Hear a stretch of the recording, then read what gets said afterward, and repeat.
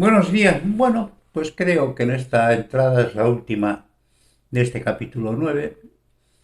y es tan triste lo que estoy contando, tan apabullante cuando hablamos de la guerra y de la locura humana, que termino con una auténtica sensación de repugnancia, aunque realmente espero que mis recomendaciones sirvan para algo, pero claro, no sirvieron la de en fin, ni la de Russell y de gente más importante que yo, de forma que, bueno, confiemos que tengan alguna importancia en algún momento de la historia. Me despedí precisamente con un pensamiento de Einstein que decía que si la humanidad decidiese emplear este tipo de armas nucleares en la próxima, o biológicas, en la próxima guerra, la siguiente guerra la disputaríamos con palos y piedras. Volveríamos, volveríamos como es natural, pues en fin, a un planeta de seres primitivos, como es normal, porque es, si queda alguien vivo, pues calcula que la civilización se ha hundido por completo. Bueno, la tecnología balística permite enviar una carga nuclear o biológica de estos tremendos calibres,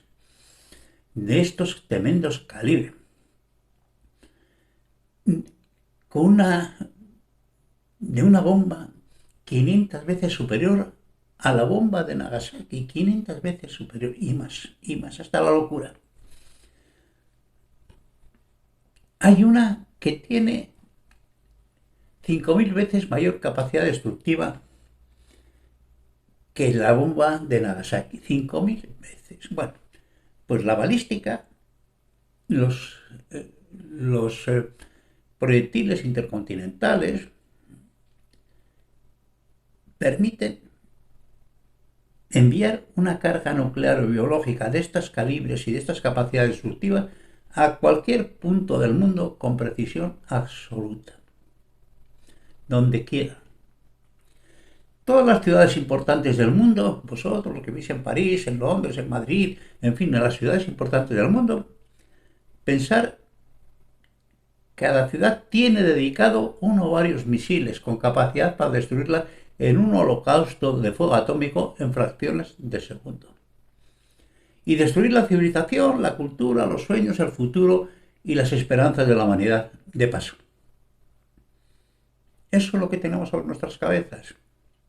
Los ingenieros nucleares pueden ser portátiles en un maletín, armas de infantería, armas de artillería, disparadas desde plataformas móviles, desde silos bajo tierra, desde submarinos bajo el mar sin capacidad de respuesta por la cercanía, desde 1 kilómetro de distancia o desde 20.000 kilómetros.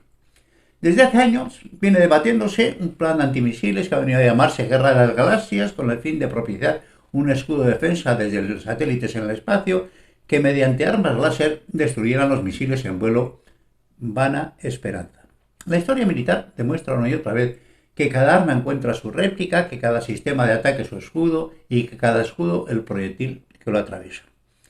Ante la cercanía no hay escudo posible y la complejidad del entramado humano hace que el edificio total sea tremendamente frágil. Solo un arma nuclear portátil de pequeña intensidad colocada en las cercanías en los órganos vitales de esta interdependiente sociedad humana puede producir una catástrofe de tal naturaleza que la humanidad puede retroceder varios siglos en su evolución y cambiar la configuración total de nuestra civilización. Y superior preocupación resultan ser las armas químicas y biológicas, sobre todo el bioterrorismo, ya que las armas convencionales, incluidas las termonucleares, tienen un impacto determinado, enorme, terrorífico, que incluso pueden hacer inhábil para la vida humana grandes superficies del planeta e incluso el planeta entero, ¿no? Pero determinado, mientras que las biológicas pueden iniciar procesos que tal vez no tengan solución ninguna. Primero, porque la contaminación no es de superficie, sino de población. Segundo, porque la contaminación puede alcanzar países enteros, incluso continentes, e incluso al total de la humanidad, con muy fácil difusión, incluso involuntaria, merced a esta nueva cultura global y viajera. Y tercero, porque con la manipulación de los códigos genéticos del virus y bacterias, con la recombinación de los efectos letales de diversas plagas, antras, ébola, viruela, etc., en nuevos microorganismos patógenos, tal vez se puedan producir enfermedades para las que la humanidad no tenga solución distinta que perecer. Bueno, pues este párrafo lo escribí hace unos 20 años. Y lamentablemente, a lo largo de mi vida, he podido comprobar que era un pensamiento absolutamente acertado. Que no ha sido una destrucción de territorio, pero que ha sido una contaminación de población a nivel global. Por primera vez en la historia de la humanidad hemos tenido una pandemia global. Se ha trabajado como locos y se han encontrado vacunas y, en fin, han muerto del corte 7 millones de personas, que no es ninguna tontería, es un tema absolutamente terrorífico. Pero bueno, yo pensaba por mi edad que desde luego no me salvaban. Las vacunas han llegado, en fin, el habernos aislado en las casas y las mascarillas y tal, pues ha permitido que más o menos salgamos del tema. Las sociedades, en fin, han apostado pues por seguir muriendo, pero hay que trabajar y hay que producir riqueza y lo demás, porque lo demás entraríamos en una caída libre de la civilización, los bancos centrales están soltando dinero como locos, en fin, de alguna forma vamos a salir muy mal heridos, salimos muy mal heridos de esta situación, pero salimos. Pero si este virus hubiera sido más grave, no quedamos ninguno, porque la contaminación ha sido global. Global, sin ningún sitio donde huir. Aquello que decían de que cuando se declara una peste sal corriendo, vete muy lejos y tarda en volver, aquí no sirve porque no había ningún sitio donde ir. En fin, incluso de un modo casual, continúo. La mutación vírica y bacteriológica, siempre en proceso constante, el salto de virus o bacterias interespecies, superbacterias resistentes a los antibióticos en aumento en este loco mundo de la agricultura intensiva, donde se alimenta animales con carne de esos mismos animales que finalmente nos sirven de alimento a nosotros, muchos con altas dosis de antibióticos y otros medicamentos y sustancias tóxicas, pesticidas, abonos orgánicos e inorgánicos, plásticos y microplásticos en aumento como alimentación venenosa para muchas especies, fijación de metales pesados, sobre todo de mercurio, en toda la cadena trófica que termina a los seres humanos por medio de la alimentación, sobre todo por especies marítimas, especies vegetales y animales contaminados, especies invasivas e incontroladas, en esta humanidad globalizada y totalmente permeable que puede colocarnos en cualquier momento ante situaciones sin solución posible. En muchos campos, en este especialmente, la humanidad camina sobre el filo de la espada, olvidando las numerosas pestes que han asolado el mundo en diferentes épocas y el costo que pagamos. Digo, esto lo decía hace 20 años o más. Tucídides nos narró la peste de Atenas en el 431 a.C., que propició la decadencia de Grecia. Otra tuvimos bajo Justiniano en el siglo V con 30 millones de muertos. La peste negra en el 14 mató al 35%, uno de cada tres de los habitantes europeos. Uno de cada tres de los habitantes de Europa murió con la peste negra. El descubrimiento de América en el 15 llevó consigo al desembarco de patógenos como la viruela, el sarampión, la salmonela, otras muchas enfermedades infecto-contagiosas para que los nativos americanos no tenían defensas, provocando tal vez el genocidio involuntario más importante de la historia de la humanidad, muriendo entre el 50 y el 85% de la población en algunas áreas de América, no en todas. Entre 50 y 100 millones de muertos, según distintos estudios, a sumar guerra, robo de tierras, esclavitud, hambrunas, al romper la cadena trófica de alimentación de nativos de culturas nómadas, como pasó con la extinción del búfalo, trabajos insalubres y otras muchas causas por todos conocidas, y la caza del indio, de los norteamericanos, que se dedicaron a ellos con un especial interés, de no dejar ninguno las llanuras americanas. Nosotros los hispanos también lo imitamos en Argentina. En fin, qué horror. Qué horror. La historia humana es un horror continuo. Es un horror continuo. Esa frase que vengo repitiendo una y otra vez.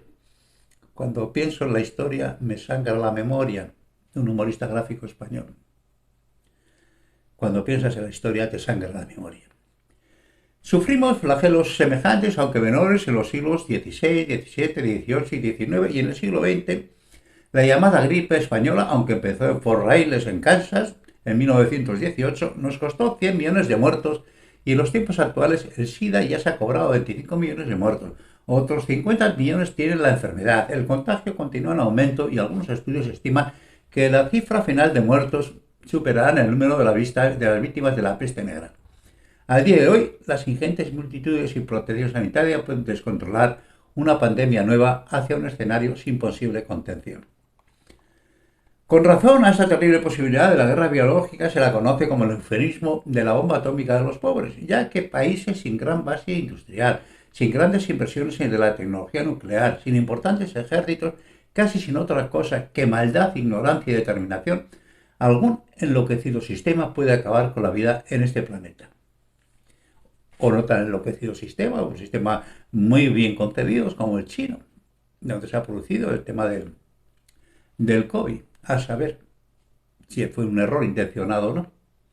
Algunos movimientos tremendos en la economía china, de compra a primera instancia de sociedades occidentales que salían corriendo, en fin, ese tipo de situaciones, te hacen arder en sospechas. Por tanto, no parece que en este camino esté la solución. Sin duda algún efecto disuasorio tendrá, sin duda alguna defensa superior nivel supondrá, pero a un costo tan disparatado por unos resultados tan notoriamente insuficientes ante el análisis de la realidad observable, que este parece más un plan a la medida de los intereses del complejo financiero industrial militar, cuyas necesidades de nuevos proyectos que alimenten su insaciable e inacabable voracidad de una actividad desaforada durante la Guerra Fría y que ahora desaparecieron los enemigos más evidentes, necesitan imperiosamente que aparezcan otros, y enemigos sin duda aparecerán o en caso necesario será preciso inventarlos y se inventarán. La inseguridad es lo que necesitan para que las máquinas produzcan armas. En este comienzo del tercer milenio, en este nuestro segundo decamilenio de acceso a la conciencia historiada como especie, lo que empieza a mostrarse evidente es que las ideologías políticas que conformaron el suelo conceptual del 19 y del 20 han dejado de tener vigencia, no contienen respuestas para nuestros futuros previsibles y de nuevo nos encontramos en la terrible dicotomía, o número o mérito. Por supuesto que las antiguas y siempre exigencias de progreso, justicia, dignidad, libertad, desarrollo moral, intelectual y científico y económico, educación, tan pendientes de cumplimiento como siempre. Como siempre, las esperanzas y los sueños de la humanidad. Pero hoy la parte sensible de la humanidad más civilizada tiene asumidos todos estos conceptos como propios. Las personas educadas y formadas, las mejores entre nosotros, resultan ser una mezcolanza de conceptos asumidos y pertenecientes en origen a ideologías enfrentadas y excluyentes que hoy sus conceptos destilados por el tiempo resultan ser casi de asunción universal. El tema que se muestra como realidad insoluble es que los más modernos sistemas políticos y a nivel económico, los mejores sistemas convivenciales que hemos sido capaces de conceptualizar y de poner en práctica, al menos en parte de la humanidad, nos están conduciendo hacia horizontes de riqueza y conocimiento, solo que separándonos aceleradamente de la mayor parte de la humanidad en una estratificación de la riqueza y el conocimiento que nos encamina hacia un orden mundial injusto por la lógica confluyente del sistema, que enriquece cada vez más a los ricos, a las sociedades mejor preparadas y empobrece a los pobres, e igual estratificación entre ricos y pobres en el interior de las sociedades sin que seamos capaces de equilibrar estas tendencias con las actuales reglas de juego, ya que los porcentajes de distribución de la riqueza social entre el trabajo y el capital jamás han presentado el desnivel a favor del capital como en los presentes tiempos y las clases medias presentan como clase social una disminución muy importante y muy peligrosa. Igual está sucediendo con el poderío militar de las naciones, basando todo en la riqueza como en el conocimiento que crece sin parar y no siempre las manos adecuadas. En su realidad profunda, ninguna sociedad tiene el derecho moral y desde luego lo tendría que tener el derecho legal de poseer armas de destrucción masiva que puedan poner en peligro a la humanidad entera. Nadie tiene derecho sobre la vida de nadie y ningún ser humano tiene por qué tener confiada su vida a la responsabilidad moral ajena ejercida sin ningún control, a la locura de un dirigente, al problema de una sociedad, a la locura de una, a la locura colectiva, a decisiones en las que no participa, pero en las que entra en juego su propia vida, confiada a gente que ni siquiera conoce. La situación en su conjunto es una manifiesta inmoralidad y una irracionalidad ante el peligro cierto que supone para nuestra obligación con el superior destino de la especie, de la humanidad, la responsabilidad que tenemos con todos los seres humanos por venir, las miriadas de vidas de futuro para las que somos solo el necesario eslabón. No somos otra cosa. Cara al futuro de la especie, solamente un eslabón. De nada somos propietarios, pero de lo que menos lo somos es de un futuro que pertenece a otros y que venimos obligados a propiciarlo como imperativo superior a cualquier querella humana. Tal vez se ha llegado el momento de soñar con unos órdenes racionales distintos que nos encaminen hacia otros horizontes de valores superiores, donde los seres humanos podamos encontrar algún sosiego distinto a estas realidades plagadas de incertidumbres, angustias e inseguridades. Lo que parece cierto es que las actuales configuraciones son una sucesiva colocación de parches que, solucionado el problema inmediato, nos conducen irremediablemente a un nuevo problema de superior complejidad. La humanidad necesita unos objetivos distintos y superiores y unas configuraciones sociales más permanentes, más justas, más solidarias, más racionales, más cooperativas, más exigentes en el acceso intelectivo superior de nuestra capacidad reflexiva. La evolución de los acontecimientos en Rusia, abandonado su anterior sistema político y encaminándose entre grandes problemas hacia su inevitable alineación con las naciones de su misma procedencia cultural, han dado fin a una época y han dado fin a una de las más largas confrontaciones humanas, la llamada Guerra Fría, que durante más de medio siglo han propiciado una carrera armamentística cuyos resultados ya han quedado evidenciados anteriormente. Esperemos que esa gran nación, con tan importante y universal riqueza cultural, salga pronto de esa especie de, comillas, esa especie de revival de los hermanos Karamazov, dijo Luis del Val, mezclada con el padrino de Mario Puzo, como forma de gobierno, donde parece que se han vuelto a sumergir en muchos aspectos de la vida social. Asombra la penetración y la personificación de Dostoyevsky como alma eterna de Rusia. La finalización de la confrontación dialéctica de bloques ha dado como resultado una nueva realidad de equilibrio militar del mundo, pero se inicia una nueva época donde la confrontación dialéctica se abre otra vez y nos retorna de nuevo a un lejano pasado, ya que los motivos religiosos vuelven otra vez, qué cosas, otra vez los motivos religiosos a ocupar el primer plano, aun cuando enmascaren otros muchos, principalmente una óptica del mundo obsoleta con el devenir de la civilización humana y ser el soporte de dictaduras feroces que no tienen cabida en ningún futuro acorde con la dignidad humana, religiosos que son solo rienda de dominio social. Hoy solo queda una potencia militar en el mundo que tiene una posición hegemónica y hoy solo queda una alianza militar significativa en el mundo, la OTAN, cuya mayor debilidad se encuentra en el difuso y paralizante descompromiso europeo con sus más evidentes obligaciones y mantenimiento del gasto preciso para una defensa y una acción política tan necesaria. La otra gran potencia, todavía con una enorme capacidad de respuesta militar, Rusia, con la desaparición del Pacto de Varsovia, muchos de cuyos miembros están ya en la OTAN o a camino de estarlo, parece indicar que antes o después Rusia entra a formar parte tanto de la Comunidad Europea como de la OTAN, si es que logra superar los conflictos territoriales pendientes para los que necesita manos libres, en este sí determinismo histórico, conservar sus territorios, salidas a un mar cálido, con bases permanentes en el mismo, la explicación de Crimea y su participación en Siria, con el Mar Negro y el Mediterráneo como objetivo, y protección de sus oleoductos y sus muchos frentes interiores abiertos y fronteras y diferentes etnias y religiones, al día de hoy nada cooperativas. Las difíciles relaciones con sus antiguas repúblicas que formaron parte de la URSS. Esperemos que pueda superar el resentimiento provocado por la desaparición de los inmensos territorios que estuvieron bajo su dominio durante el periodo comunista y que no lo intenta resucitar ahora bajo esta democracia en ensayo. No sería bueno para nadie y para Rusia menos que para nadie. Las tensiones interiores distorsionan e incapacitan a las naciones, pero Rusia siempre será una presencia supermasiva en el centro del antiguo imperio y condicionará de un modo u de otro la vida de las nuevas repúblicas, muchas de ellas incapaces de cualquier desarrollo fuera de la hegemonía rusa. Véase la difícil emancipación de tal vez la más importante de las ellas, Ucrania, la terrible ironía de ser a la vez madre e hija desgraciada de Rusia, tal vez el desarrollo y un cierto nivel de integración de todas ellas iniciado con la comunidad de estados independientes, una especie de federalismo, no sería una mala idea para el futuro. Las repúblicas bálticas lo han tenido más fácil, las transcaucásicas y las asiáticas no lo tienen nada fácil. Bienvenido sea al concierto universal de las naciones civilizadas en una nueva etapa de cooperación y justo será que entre todos colaboremos con las necesarias ayudas que permitan a tan gran país colocarse en el lugar que por tradición cultural, geografía, cultura, preparación, recursos y población le corresponde. Ninguna nación en el mundo tiene hoy capacidad militar ni de lejos que pueda oponerse a Rusia a la combinación de poderes militar, conocimientos, tecnología, riqueza de los países miembros,